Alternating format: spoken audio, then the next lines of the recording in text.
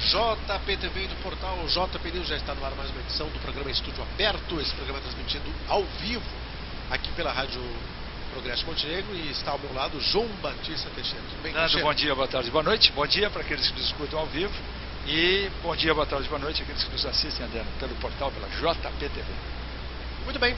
Bom, olha só, o portal JP News já destacou, na semana que vem o Jornal Progresso estará destacando também.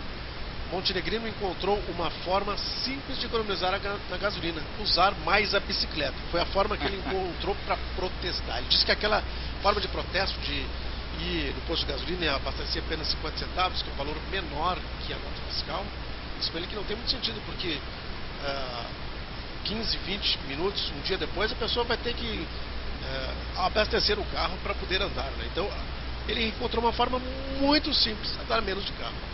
Adriano, isso me faz lembrar, né, uma piadinha infame que havia, que eu escutava muito na infância, meu pai e minha mãe contavam, que o sujeito, para economizar, ele não passou mais a comer no restaurante, ele chegava diante das vitrines, né, olhava, imaginava saborear um galeto, ele imaginava saborear um galeto, depois dizia, agora na sobremesa, ele ia na frente de uma confeitaria, de uma Neugbauer naquela época, da Rocco, aqui em Porto Alegre, olhava lá, dizia, agora eu vou comer uma mil-folhas, depois tomava um cafezinho, mas tudo no sentido virtual, e no final das contas, poxa, de fome. Então esse protesto, a forma dele, o mote muito inteligente, está de parabéns a pessoa. Porque é muito feito na Europa, né? Adriano, muito, porque o que se passa é o seguinte, são várias coisas aqui, várias ilações que nós precisamos tirar. Primeira, aquela história de fazer moedinha, tirar 10 centavos, é uma bobagem, no fundo. Porque quantos dias isso durou?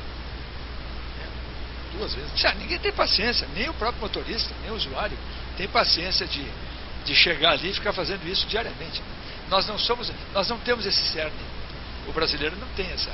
Se nós colocássemos aqui, de repente, o povo, não quero enaltecer nenhum, mas nós não temos essa fibra de fazer isto de forma prolongada, né? Esta sugestão de usar bicicleta, isso seria fantástico, né? Se todo o povo brasileiro, ou boa parte dele, se abstivesse de usar o automóvel, tu pode ter certeza que colocaríamos a Petrobras numa situação bem difícil, né? Porque ela conta com aquele faturamento, né? E muito recentemente eu recebi pela internet e tentei comprovar com pessoa entendida na área, a Petrobras baixou a gasolina no Paraguai. A Petrobras paraguaia, né, a subsidiária da companhia brasileira lá, baixou, inclusive agora em março. São coisas assim que são a ser verdade, e me parece que mas a ser verdade, sempre com um pouco de prudência, é uma bofetada na gente. Quer dizer, lá baixa o combustível, aqui não. Bem, por um lado ou pelo outro, andar de bicicleta é extremamente saudável e precisa contar com o relevo da cidade. O pessoal elogia muito a Holanda, por exemplo, né? Não, mas a Holanda é uma maravilha? Claro, porque a Holanda é um país plano. São os países baixos, né? Aqueles que existem, cuja extensão territorial se ampliou a partir dos diques, né? O pessoal dicou o oceano e a Holanda, por exemplo, duplicou de tamanho. Não fosse os diques, a Holanda seria metade do que é hoje. Mas é um país planíssimo. Então, muito agradável, fora o vento, a chuva e o frio, em determinadas épocas do ano, é extremamente agradável. Montenegro é uma cidade com relevo, boa parte do relevo muito plano, né? É uma cidade muito saudável para isso. Já não é a mesma coisa numa cidade como Caxias do Sul, Bento Gonçalves, que é um sobe e desce, né? Que complica as coisas, mas é muito saudável. Eu não diria nem que seja uma forma de protesto ou não, independentemente do protesto, se a pessoa pode se locomover de bicicleta, deve fazê-lo, né? É muito mais, evidentemente, econômico, não polui, economiza o cidadão. Quem sabe as pessoas adotem mais isso. Às vezes a dor ensina a gemer, né? Interessante, Teixeira, nessa questão que a gente fala, né, que na Europa já é muito comum as pessoas deixarem seu carro em casa, irem para o trabalho de bicicleta. Isso não é possível fazer, por exemplo, em São Paulo, né, pela exposição. Complicadíssimo, André, complicadíssimo. Nós já tivemos Mas casos... na Europa a gente não está falando também de cidades pequenas. Não. E também é um pouco lenda isso. Está mais concentrado em determinados países. Porque na Alemanha, hoje em dia, tu não enxerga muita gente andando de bicicleta, não, né? E olha que eu ando lá nas bibocas da Alemanha, cidadezinhas pequenas, o camarada é ciclista no fim de tarde, no final de semana. Durante o dia, porque o alemão é um povo apressadinho, né?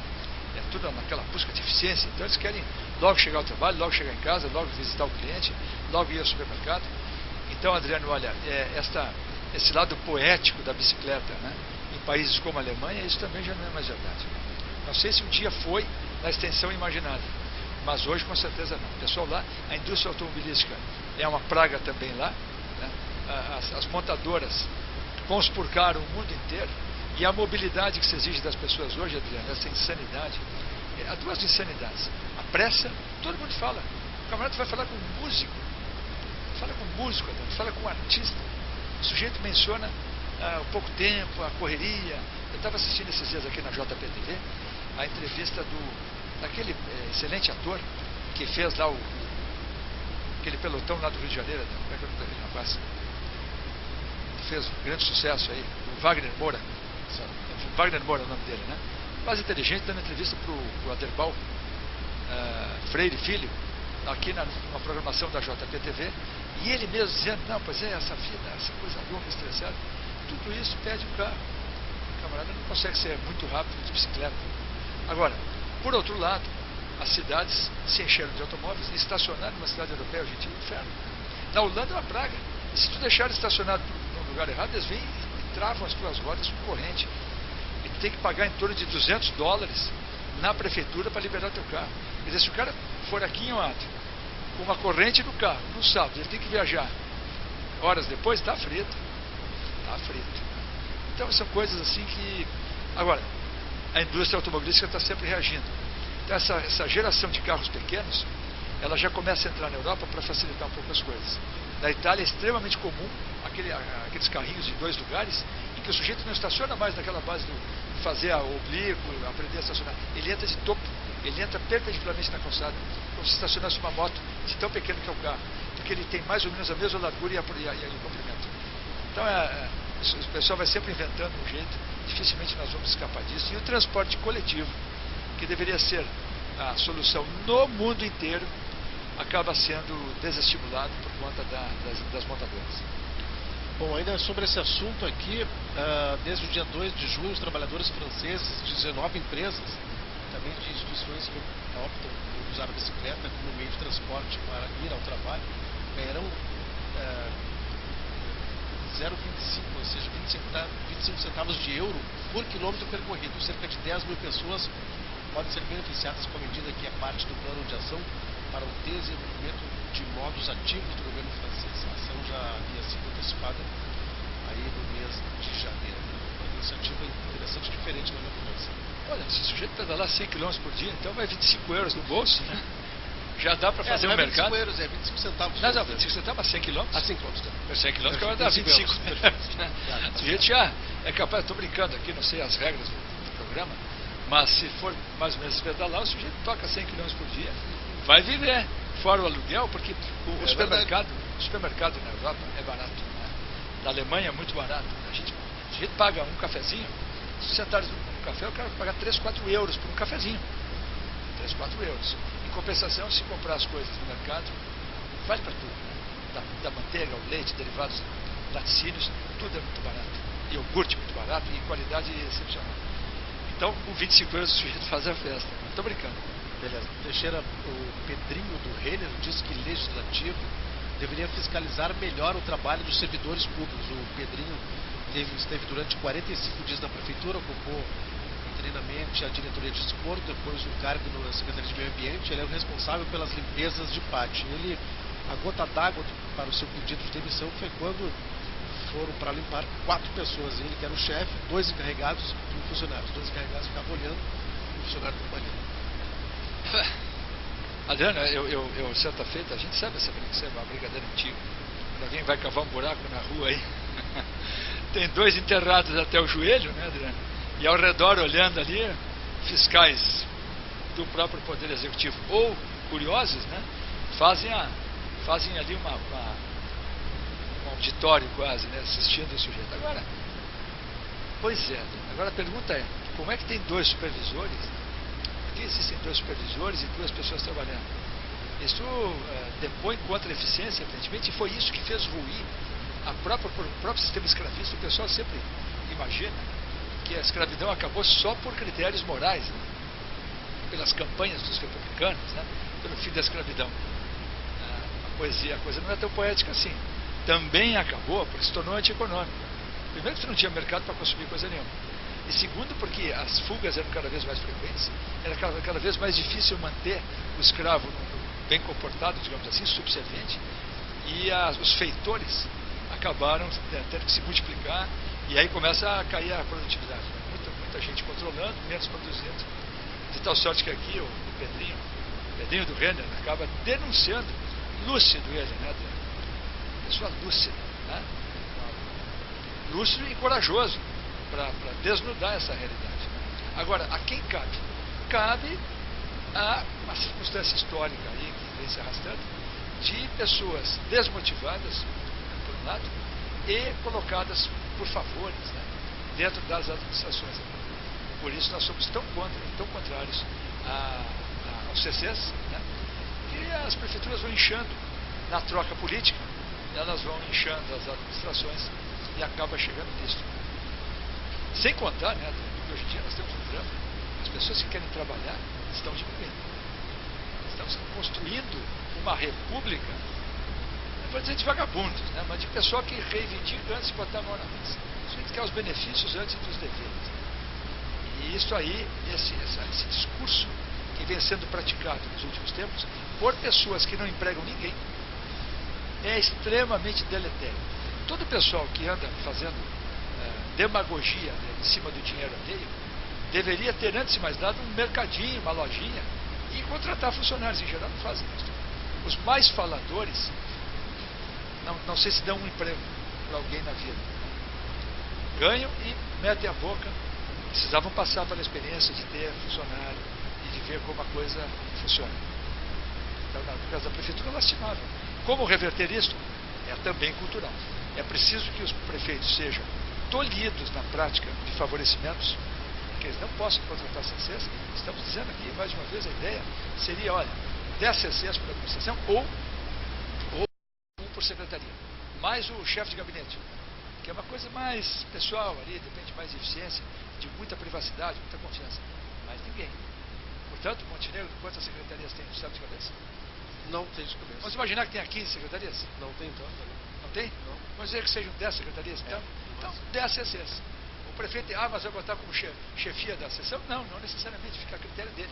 Ele pode colocar alguém num cargo menor ou pode colocar como o próprio secretário.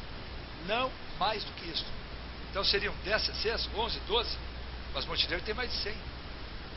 A economia seria enorme e a reeducação política teria um resultado excepcional, mesmo que no primeiro momento não, mas no decorrer dos anos nós conquistaríamos uma grande economia e um prestigiamento das pessoas de carreira da prefeitura, que merece todo o respeito. Eu respeito. Eu não gosto quando o pessoal começa a falar mal de funcionário público, que é assim, que é assado. Isso qual é a culpa do sujeito?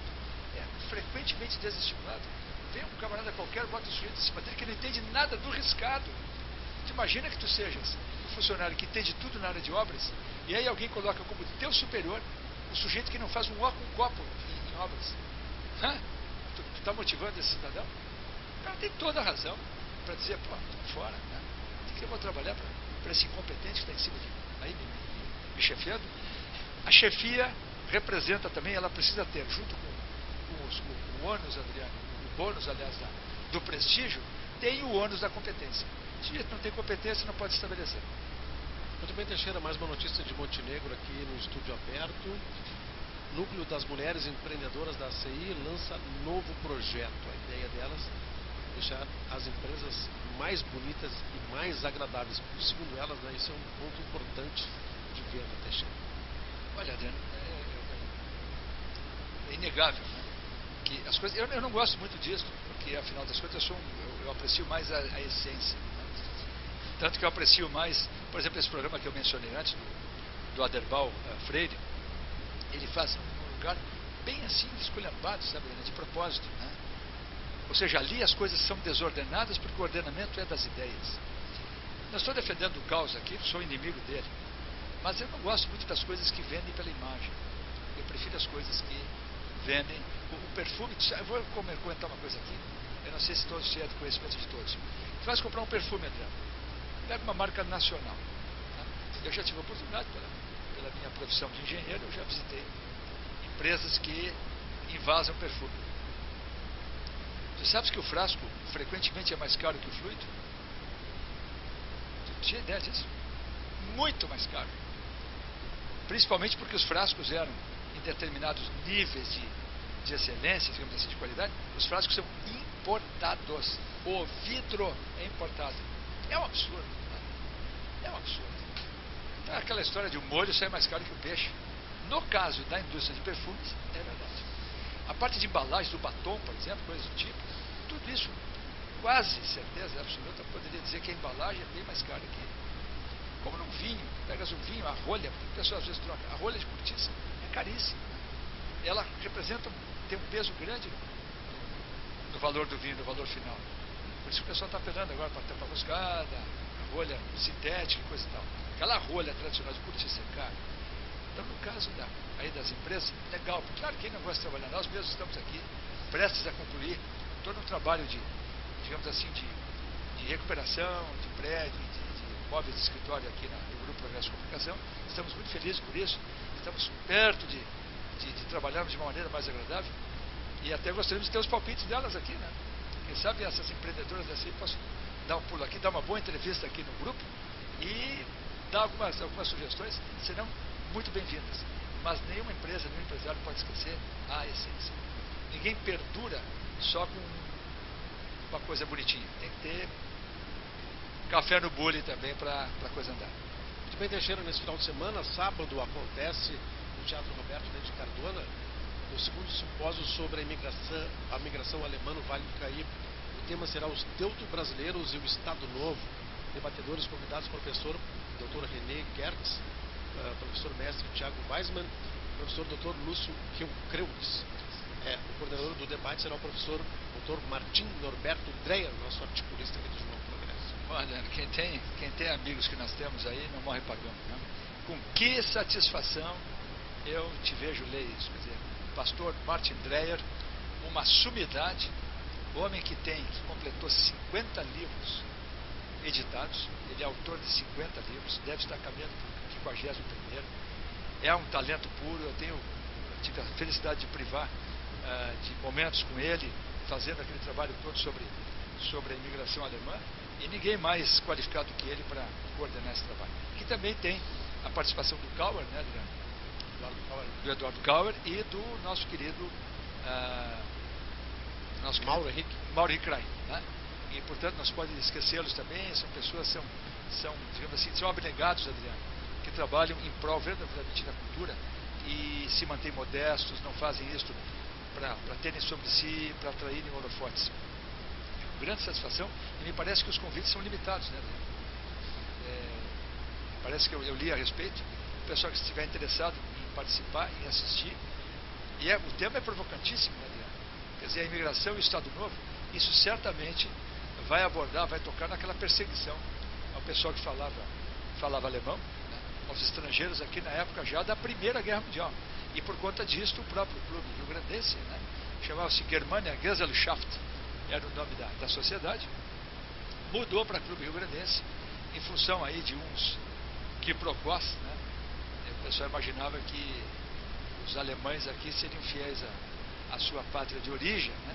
Ou à pátria dos seus ancestrais, e não ao país Brasil, uma vez se o Brasil se envolvesse na guerra. Tudo isso, Adriano, gerou verdadeiras barbaridades, atrocidades, eu diria, atrocidades morais, e isso também contribuiu para que as pessoas passassem a não ensinar o alemão para os seus filhos. E se perdeu uma riqueza cultural extraordinária, porque a língua é um grande valor, um grande fundamento. Que pena, nós teríamos muito mais gente bilíngue hoje, certamente, não fosse esta baboseira aí, que humilhou muita gente, de alemães, descendentes de alemães, que tiveram que escutar, dizer, cala a boca, para de falar em alemão, cala a boca. Tiveram que escutar isso, gente, jovens e velhos, escutaram isso aí nas ruas de Montenegro. Muito bem, Teixeira, agora vamos para o bloco de esportes. O Inter foi ao Equador ontem, trouxe um empate 1-1, mas já acabou jogando bastante mal. E mais uma vez surge a especulação da imprensa sobre a possibilidade de demissão do técnico Diego Aguirre. O Inter está em segundo colocado e tem boas chances se classificar para a próxima fase. O Grêmio, ao anúncio de um novo gestor da Arena. Aliás, a Arena ainda é um sonho do Grêmio comprar, adquirir o estádio. Vamos pelo fim então, Adriano. A Arena, para consertar o que o Paulo Odoni fez. O Paulo Odoni conseguiu colocar o Grêmio no buraco. Né? Era aquela fantasia de contratar jogadores e falar em time campeão. E o Grêmio, de certa forma, perdendo o próprio estádio. De certa forma, não. Perdendo o estádio. Uma vez entregue o Olímpico, o Grêmio não é dono de mais nada. Tanto que não entregou ainda. E o Internacional realmente surpreende, né, Adriano? Porque tem um elenco qualificado, mas a escalação começou meio brava, né? Deixar o Sacha na frente sozinho, isolado, né? Dá, né? E olha, eu acho que o Inter é um time de muita, por outro lado, tem muita competência, às vezes nos bastidores. Quando trouxeram de volta o Alex, né? É um jogador que eu admiro muito. Esse eu queria do Grêmio. De todos os jogadores internacionais, eu dizia quem? O Alex. Cabeça, na entrevista quando ele deu, saindo para o vestiário no final do primeiro tempo, ele dizendo, olha, nós não precisamos jogar. Precisamos jogar a bola. A gente não jogou. Lúcido. Ele não doura a pílula. E aí colocaram quem? Colocaram o Vitinho e o Anderson. E esse Vitinho tem estrela, né? O cara tem estrela. Né? Porque entrou e obteve um empate num jogo complicado, né? Porque aqui o Emelec já complicaram a vida do Inter aqui, tomou 3-2 numa virada. O Inter conseguiu reverter o placar e lá tudo levava a crer que perderia. Mas conseguiu. Eu penso assim, é um grande resultado. O Inter não está ajustadinho, não está bem como a torcida gostaria, mas vai classificar. Depois é que a coisa vai apertar. Fez aí o Tubarão nesse momento, aqui o pessoal da imprensa de Porto Alegre andava dizendo que o Emelec era um perigo, né? Que o Emelec vinha fazendo grandes exibições. Já mostrou que não. Não é candidato a título. Agora o Boca Juniors vem bem, né, Adriano? O Boca Juniors vem bem. Agora o Corinthians também não andou jogando bem lá contra o Danúbio. E venceu. Aquela história assim, foi pressionado e vai lá e fez 2-0. O que dizer, né? Dizer que o Tite é um mau treinador? Eu acho que são jogos aguerridos mesmo, são verdadeiras batalhas. Eu seria mais paciente com o treinador, mais leniente com o Diego Aguirre, esperaria um pouco mais. Eu acho muito cedo para detonar a existência dele no Internacional, mas o futebol vive de resultados e de ilusões. Né? Às vezes o pessoal acha que tem uma verdadeira seleção, né? Que o treinador tem que fazer chover. Será que o Inter tem um elenco tão qualificado assim para fazer chover? Talvez não. Tem que esperar um pouco mais. Teixeira, agora a gente sai do esporte, vai para a política nacional, saída de Cid Gomes, o ministro da Educação, poderia levar o Mercadante de volta ao MEC. O Planalto confirmou a demissão de Cid Gomes do Ministério da Educação depois de críticas feitas a senadores. Ele foi lá no Senado e confirmou ainda, ao invés de desculpas, confirmou as críticas que fez. Cid afirma que saiu do MEC para não constranger os aliados. O que dizer? Primeiro, eu nunca admirei esse cidadão, irmão do Ciro Gomes. Né? Não admiro porque é um camarada que prevaricou. Né? A acusação de que ele prevaricou bastante aí na administração dele com o governador, viajando com a sogra, lembra daquela história? Né? Viajando e coisa e tal, com benesses aí que nós não temos. Né? Você não tem. Tu não tens, eu não tenho. E essa turma, digamos assim, e se acha ainda, e se fica indignado se o camarada vai apertá-lo. Mas como é que você fez isso? O cara ainda fica. Tem o desplante, Adriano, de se mostrar ainda indignado. Então vai bem, obrigado, vai com Deus. Né? Mas ele não disse uma inverdade quando chamou os deputados de achacadores. Ou não são? Né? Quer dizer, também ele, de certa forma, olha só como o Brasil anda mal. Ele não foi punido, tanto quanto sabe, pelas coisas erradas que fez do ponto de vista administrativo, mas foi punido por falar a verdade. São achacadores? Eu imagino que sejam. Né? Não tem essa experiência, mas por tudo que se vê, tudo que se ouve, e essa linguagem horrorosa. Né? Nós estamos misturando, Adriana, aqui, eu estou há muito tempo para dizer ou escrever sobre isso. Os políticos estão ficando cada vez mais parecidos com os neopentecostais, digamos assim, e os neopentecostais estão ficando cada vez mais parecidos com os políticos. Já não dá mais para distinguir um do outro. São messiânicos e demagógicos, uma coisa de cair sentado. E eu só tenho a lastimar que o Brasil tenha que padecer sob a administração de gente como esta. E que o coronelismo, o famoso coronelismo lá do Ceará, tenha sido substituído por um moderno coronelismo. Não adianta. como já escreveu Anísio Teixeira, a democracia depende de uma máquina para funcionar. Essa máquina chama-se educação pública. Nós não temos educação pública, né, no nível mínimo aceitável, e acabamos tendo como ministro da Educação. Aliás, qual é a qualificação que ele tem para ser ministro da Educação também? Que eu saiba, perdoe ele, data velha, né? Nenhuma. Né? Porque foi governador, grande porcaria. Foi governador, mas não é um educador. Né? Aliás, ele não é um educador nem no sentido formal, nem no sentido do convívio, porque ele é bem mal educado. Ele é bem grosseirão. Interessante que essa fama de achacadores que os parlamentares brasileiros têm tem muito a ver também com o próprio governo, com o sistema do governo. Certa vez, eu fui a uma audiência com o secretário do ministro e ele disse que só receberia se viesse um parlamentar junto. Quer dizer, o parlamentar é o passaporte. É o sujeito, é o bilhete da alegria. Não quer dizer nada. E aí o legislativo passa a ter verba, deputado com 10 milhões para distribuir. Isso é...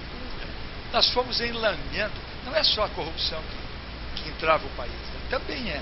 Eu até dizia ontem, eu conversava na família, o pessoal dizendo, está vendo aí, a televisão, olha a roubalheira. Eu digo, está certo. Claro que nenhum de nós vai aplaudir, mas o que nós gastamos em juros é muito maior. Então a questão toda da corrupção, ela vai ficando, por incrível que pareça, ela não é um fato menor, mas ela merece um tratamento, digamos assim, separado. Porque tudo o que está acontecendo hoje na Câmara dos Deputados, o deputado pleiteando verba, entendo verba e agindo como executivo, isso tudo é deletério do país. Como é que tu conserta isso? Esse é o drama. Como é que tu conserta aí? Tu entras no terreno dos juízes, agora tem CC, juiz também tem CC.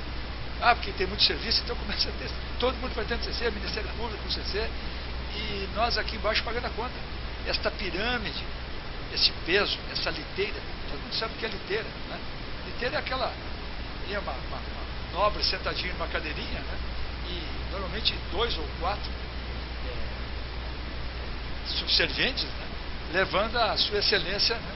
Então essa liteira que nós, iniciativa privada, estamos carregando, essa liteira está pesada demais, e o pessoal em cima ainda está juntando cacho nas árvores que passam. Quer dizer, a liteira vai passando perto da macieira, eles pegam maçã, perto da laranjeira, eles pegam laranja, e a gente aqui embaixo aguentando o tranco.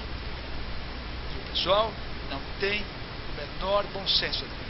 Tanto não tem bom senso, que há 10 dias atrás, mais ou menos, nós tivemos aquela coisa inacreditável dos deputados discutindo a passagem de avião para as mulheres ou para a esposa de deputado. Insensíveis. Na realidade, o nosso drama maior é o descolamento de todo o estamento burocrático. Ele está descolado da realidade brasileira. Infelizmente. Teixeira, ficamos por aqui com o nosso Gilberto. Obrigado pela participação mais uma vez, Teixeira. Olha, diga-se de passagem aqui, todo esse discurso aqui não sou político. Eu não sou nem serei, né? E por isso nós temos a isenção, inclusive, de comentar, porque não somos digamos assim, não somos interessados no processo, senão pelo bem comum. Tenham todos uma grande tarde, manhã, noite, um abraço a todos. Ok, você fica agora com a boa música da nossa RBN Rádio, Rádio Progresso de Montenegro, que é o nosso pessoal gosta disso, para quem está ouvindo a gente.